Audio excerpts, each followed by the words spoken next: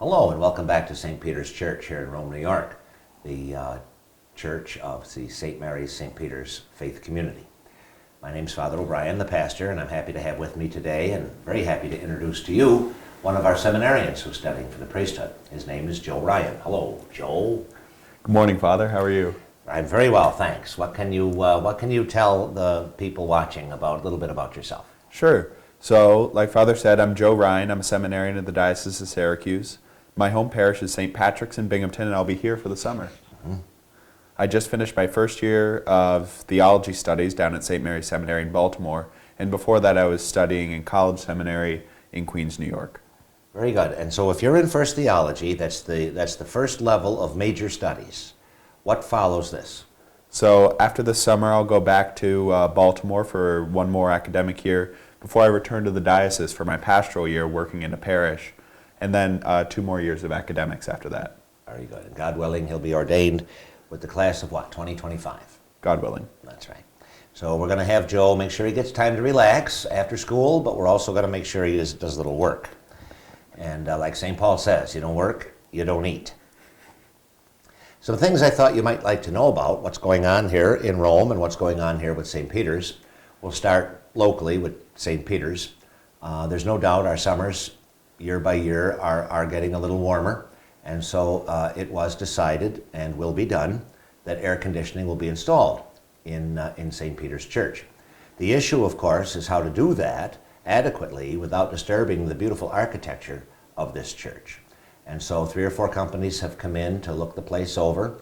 We've chosen one, and now the stage that we're in now is to determine how much coolant, how much tons of coolant needs to be pushed into that church for adequate climate control, number one, but also in a manner that won't disturb the woodwork and those beautiful windows, which we're in the process of restoring.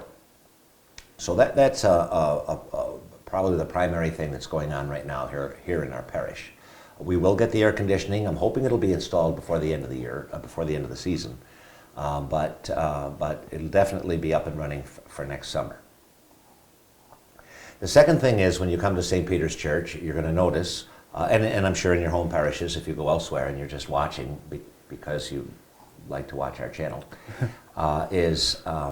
the ropes have been removed. The pews are no longer designated for seating or no seating. And you'll see when you watch the Mass, which is live streamed at the Vigil and then at the 10 a.m. with ASL interpretation, you'll notice people aren't wearing masks. Some people are. The bishop has lifted that obligation. So however you feel comfortable. If you want to wear a mask when you come to Mass, that's fine. But if you're quite comfortable not wearing a mask, that's fine also. The priests and the Eucharistic ministers will be wearing masks as they distribute communion, as instructed by our bishop at this point. The last thing is regarding our area is the future of Catholicism in Rome and the surrounding area. We know that the population of New York is dropping each year.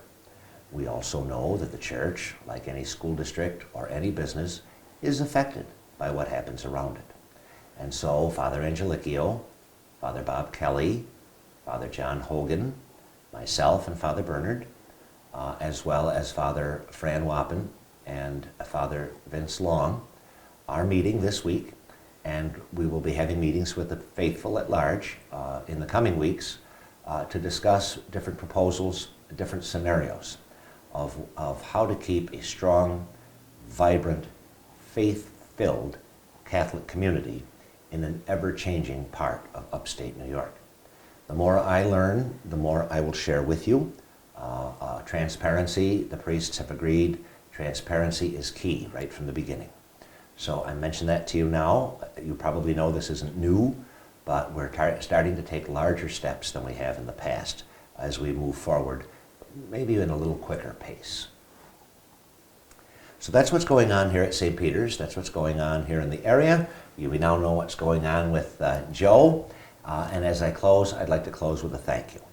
I'd like to thank our faith formation teachers and our faith formation program here at St. Peter's. We were one of the few parishes that were able to have both online and in-person classes to accommodate the families who were comfortable doing one or the other.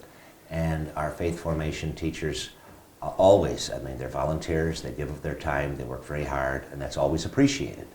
But this past year, more than any year that any of us could ever remember, they have certainly risen to the top of their talent, making sure that our students were provided with what was necessary for in-person or online learning. And so thank you for you faith formation teachers who may be watching.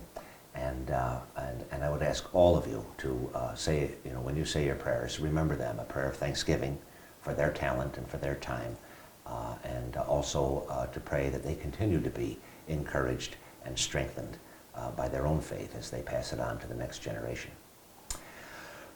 Father Bernard and Abigail, the old dog, still living, and Joe and I want to wish you a very happy and a very blessed and a very safe summer as we enjoy the life God has given us, as we bless the Lord each day of our lives, and as we move forward in faith with our Lord Jesus Christ at our side.